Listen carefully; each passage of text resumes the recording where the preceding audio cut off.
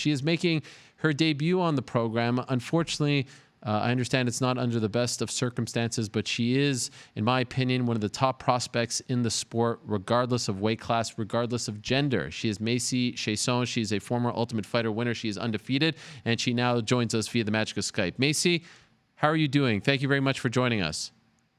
I'm doing okay. Thanks for having me. I think I'm doing as best as I will, as far as the circumstances go. Well, and I certainly understand where you're coming from, and I appreciate you joining us. And I know life is a little bit upside down right now, so thank you very much for the time and for coming on the show. Could you tell us what happened? I think it was around like 9 or so days ago.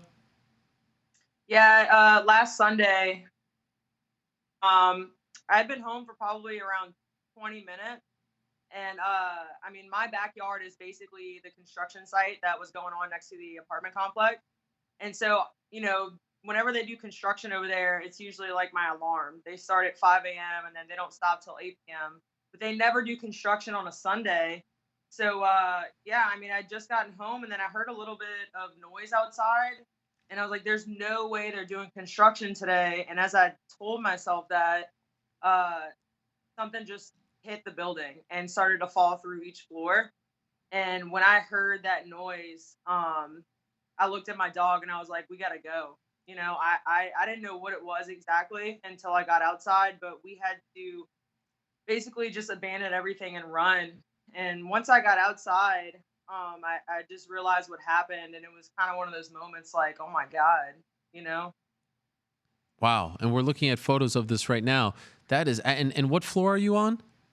I'm on the first floor, like right underneath where the crane is. Oh my So gosh. I'm on that very bottom floor, but the outside of it doesn't look nearly as bad as what basically the inside of it looked like. I mean, there was just the whole parking garage caved in. There were apartments that were non-existent.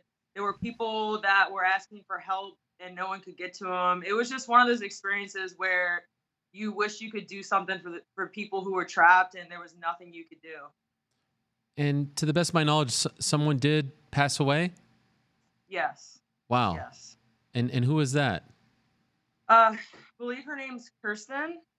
She was 29 years old, and Oh, yeah, she passed away. There's several people who were critical, in the hospital, I believe still, and a lot of people sustained some pretty serious injuries. So, I mean, it just was one of the most random, crazy experiences that I'd ever been in my life. And I've been in some crazy experience, I've been in some crazy stuff, and I mean, it was horrific. It was really tragic. did you know Kristen? No, I never met her. I mean, I've seen her a few times, but I just, we lived on two different floors, so it was one of those things where I just might have said hi, but I didn't personally know her. Okay. And luckily Yeah. for you, you were able to get your dog, and to the best of my knowledge, you didn't suffer any serious injuries. No, no, I had to glue my foot. I cut. Everyone was running outside barefoot. I mean, no one was expecting something like that to happen, so people were just running outside. A lot of people didn't have any shirts on. I mean, people were in their Sunday clothes, just relaxing clothes. There was a few people that were in just like a sports bra and spandex. A lot of people were stepping in glass, which is what happened to me when I ran out. I mean, giant shards of glass in people's Oh, feet. Yeah. did you need to go to the hospital? I did go and get it checked. It went in there pretty deep, but it wasn't a very large cut, and we were just able to, kind of remove whatever was in there and glue it back. So Now, I wasn't able to train for. I didn't train at all last week. I just got back to training this so week. since you said that you're on the first floor, what does your apartment look like now? I don't know. I Once I left, I was never allowed to go back in. Really? Yeah. So You can't even get like your if your wall like so what's yeah, there? yeah. That was a lot of people's thing. I was just like, can you at least just go in there and get my wallet? Can you get my wallet? Can you get my birth certificate? I mean, literally everything I own is in there. I have no wallet. I had to come back home and get a new ID. I had to get a new social security card. I had to get a new birth certificate. I mean, I lost everything. I all I had on was a pair of jean shorts and like a tank top. Wow. I'm so Yeah, sorry. That is and will you ever be allowed to go back and get that stuff? no. Really? Why not? You ask them. I guess the structure is just too unstable. I mean, the building sustained a lot of damage, and it's just, I guess it's a little too risky to go back in for stuff like that. There's a lot of people who can't even go and get their pets. I mean, Oh, God. thankfully I had just gotten home, and I mean, if my dog would be dead right now. She would have starved. So it's yeah, they're doing OSHA's doing an investigation right now still, so they're not able to remove the crane. There's a lot of stuff going on as far as like lawsuits go and whatnot. Are you suing them? Yes, I am. And who are you Yeah. suing? We're suing the apartment complex and the crane company because the apartment complex hired the crane company and they also own the construction next door because Graystar is building, which is the apartment complex. Graystar, they're building another complex next door to the one I was living in, and they hired a company that's had multiple citations with negligence to cranes.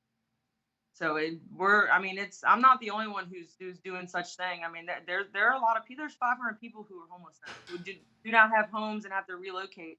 I mean, most of the people on the other side of the complex were able to go and get their stuff, but I mean, specifically the area I was in, we're not allowed to go back in. We can't get any of our things.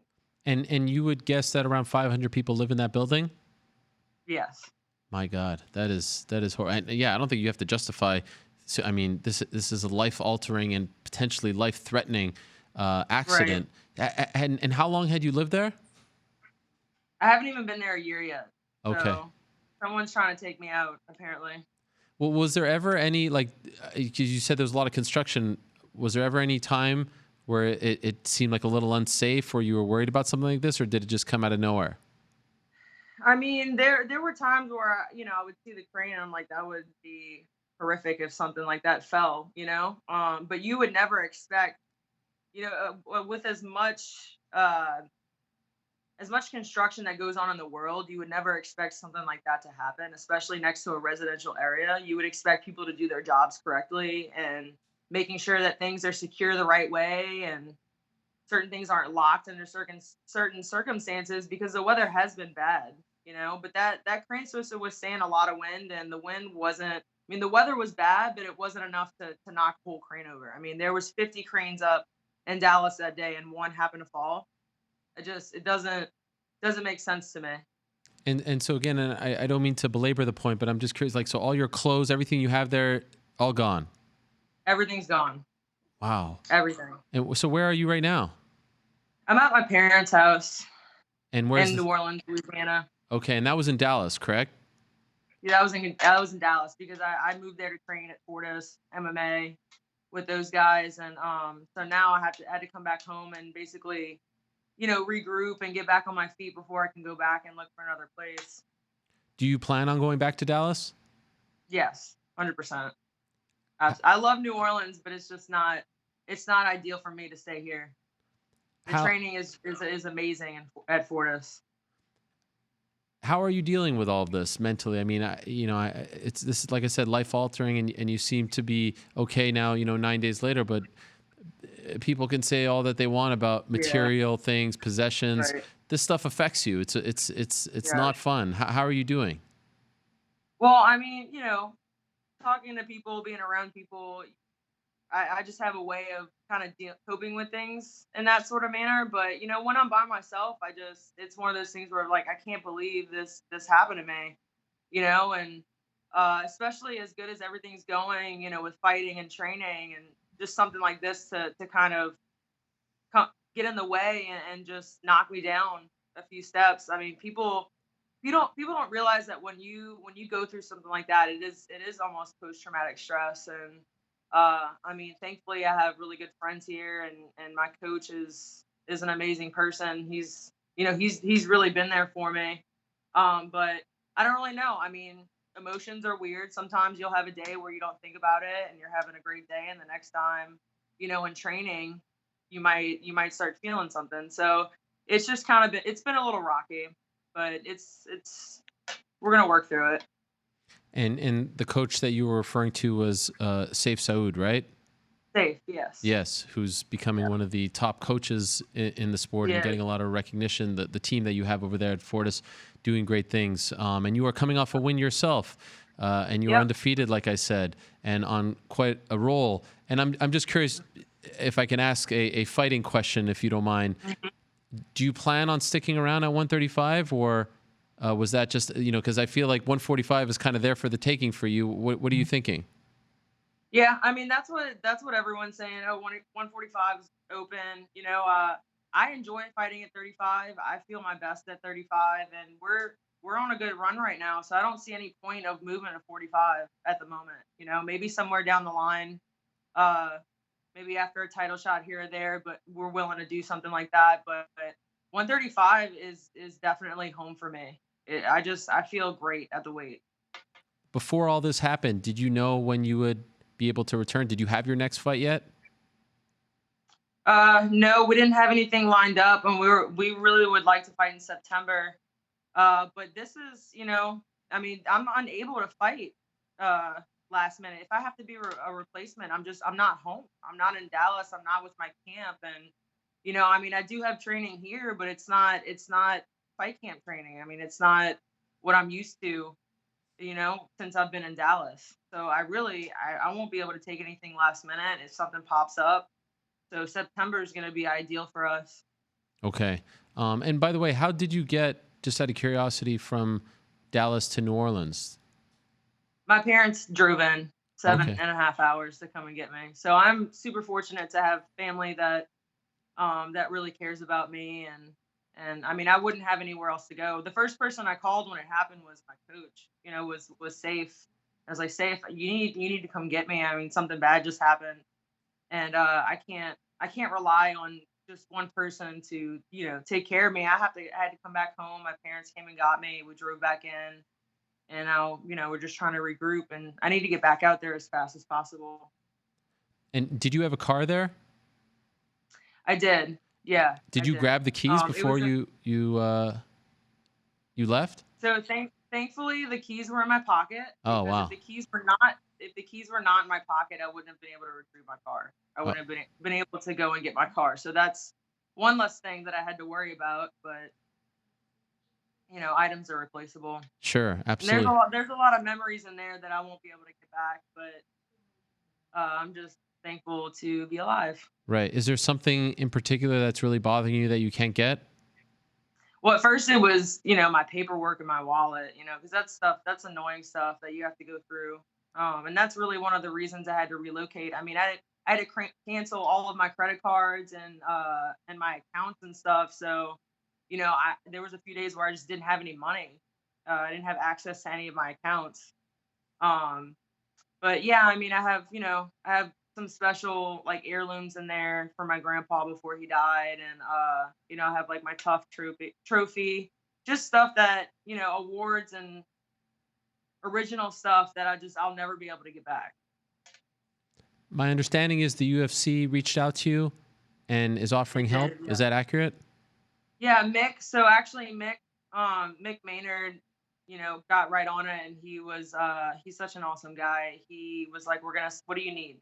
He sent me some training clothes and stuff to, because I only have like, I went and bought maybe like one shirt and a pair of pants, and that's really all I've had so far. So he's sending me a bunch of Reebok stuff, and then I got a call from Dana himself, and he's just such a great guy. He's just a nice guy, and he's like, "What do you need? What can I do for you?"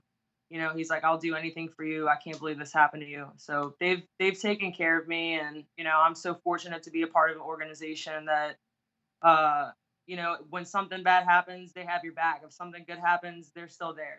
So they've been there 24/7 for me since day one. Obviously, at some point, you're going to get back into a groove. You'll get more possessions. Was there a point where you thought you actually might, get really physically hurt, or maybe even, God forbid, die? Like, do you feel like it's going to take a long time for you to get over the trauma that you experienced during this event? Well, like I said, I mean, it's just been getting back into training, and then just you're just not yourself. It's sometimes it's gonna take, it might take a day, it might take a week, it might take a month. I don't know.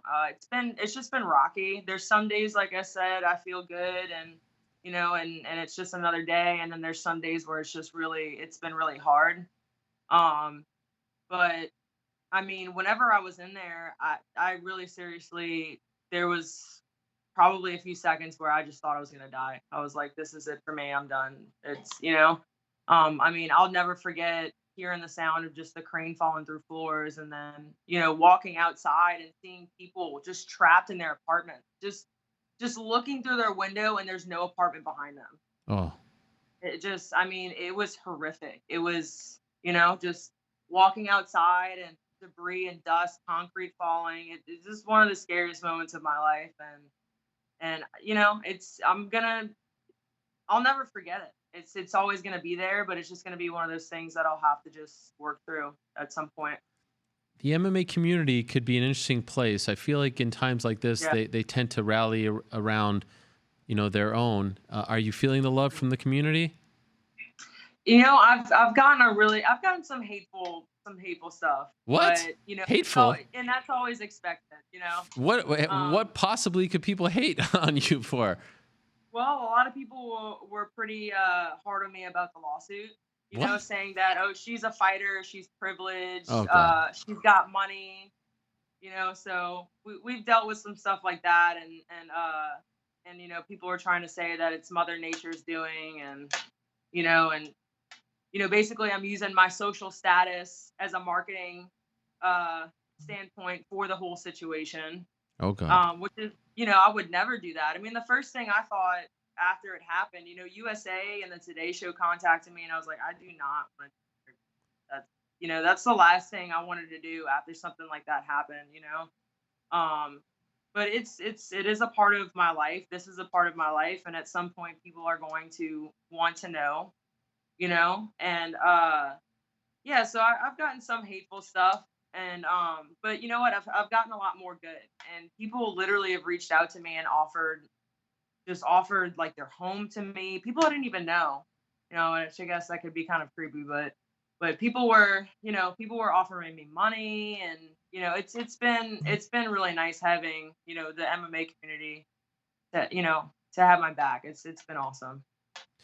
Well, I appreciate you doing this, Macy. I'm really sorry that this happened to you, but I appreciate you coming on and talking about it. And I wish you the best. Hopefully, you get back on your feet sooner rather than later, and that you have people supporting you, and you can resume a very promising career. And hopefully, at some point, you'll be able to look back on all of this and find some positives and draw something from it. I know that might be very tough to do right now, but kudos to you for handling it all with class and with dignity, and for speaking about it here today. I really appreciate that. Yeah, thank you so much. And hey, look, I'll be back. This is incentive. This is more incentive to train harder and to fight more, to fight harder. So it's tragic, but it's one of those things where I'm gonna turn that energy into good energy, and you guys are really gonna see it in my next fight. I look forward to that. All the best to you, Macy. We'll talk to you soon, and good luck to you. There she is, Macy Chiasson, who, like I said, one of the top prospects in the game, coming off a very impressive victory.